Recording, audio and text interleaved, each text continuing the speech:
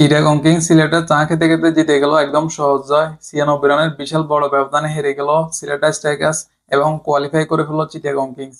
Play অফে খেলবে। Chittagong Kings সবসময় king এর জায়গায় থাকে, সেটাই তারা আবার প্রমাণ করলো। মানে ডাইরেক্ট কোয়ালিফাই। আজকেও জিতে গেল এবং সিলেট স্ট্রাইকার্স শেষ ম্যাচটা অন্তত পক্ষে রাঙাতে পারলো না এবং সিলেটের ফ্যানদের কে হতাশ করলো শেষ ম্যাচটাও। অন্তত পক্ষে তারা বিদায় হয়ে গেছে এটা সবাই জানে, কিন্তু শেষ ম্যাচটা যদি জিততে পারতো তাহলে অন্তত পক্ষে সিলেটের ফ্যানরা, সিলেটবাসীর খুশি হতো, কিন্তু সেটাও তারা করতে পারে নাই, তারা ব্যর্থ হয়েছে।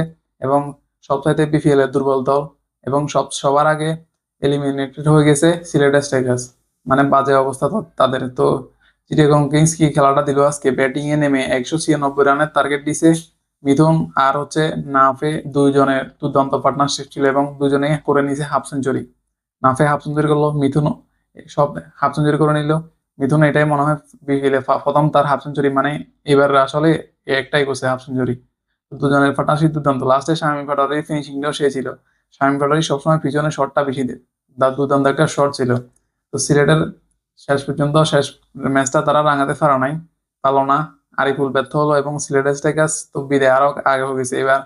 তাহলে তিন দল হয়ে কোয়ালিফাই করে ফেললো, বাকি আছে রাজশাহী, দুর্বল রাজশাহী বাকি আছে। এবার দুর্বল রাজশাহী কি পারবে কোয়ালিফাই কনফার্মটা করতে, নাকি উল্টো হেরে গিয়ে খুলনাকে সুযোগ করে দিবে প্লে অফ খেলার? সেটা হবে সময় আর দেখার খেলা। বাকি আছে একটা দল, তিন দল কোয়ালিফাই অলরেডি করে ফেলছে আর খুলনা টাইগার্স আজকে কিন্তু জিতছে সিলেট। তো সেখানে খুলনার এখনো সমীকরণ একটা দেখা আছে, সমীকরণে এখনো আছে, তারা এখনো বিদায় হয় নাই। তো খুলনা টাইগার্স চাইবে আর একটা ম্যাচ বাকি খুলনার, সেই ম্যাচ তারা জিতলে এবং দুর্বার রাজশাহী যদি আর একটা ম্যাচ, আরো একটা ম্যাচ আছে সেটা যদি হেরে যায়, তাহলে জিনিসটা সমীকরণে এবার মিললে দেখা দেখা যাবে কি খেলতে পারবে নাকি পারবে না। তবে দুর্বার রাজশাহী মনে হয় প্লে অফ থেকে বিদায় হয়ে গেলে মনে হয় ভালো হয়। দুর্বার রাজশাহীর মালিকের টাকা নাই, টাকার অনেক অভাব। তো সেই জন্য সে চাইবে যে প্লে অফ থেকে তারা ছিটকে যাক, প্লে অফ কনফার্ম কনফার্ম না করুক, এটাই না করলে ভালো হবে। আর রাজশাহীর মালিক সেটাই চাইবে, এছাড়া আর কিছু না।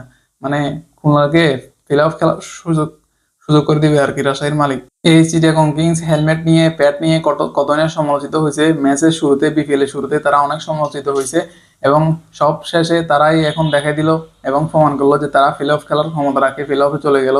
এই দলটা অনেক সমালোচিত হয়েছে, কিন্তু এখনো কয়দিন আগেও হয়েছে সমালোচিত এবং ফারুক হাসান ইমাম নাকি সন্তুষ্ট করতে পারেন মালিককে, দলের মালিককে, সেটাও নিয়ে অনেক কথা হয়েছে। তো সবশেষে তারাই প্লে অফ খেলবে কনফার্ম করে ফেললো।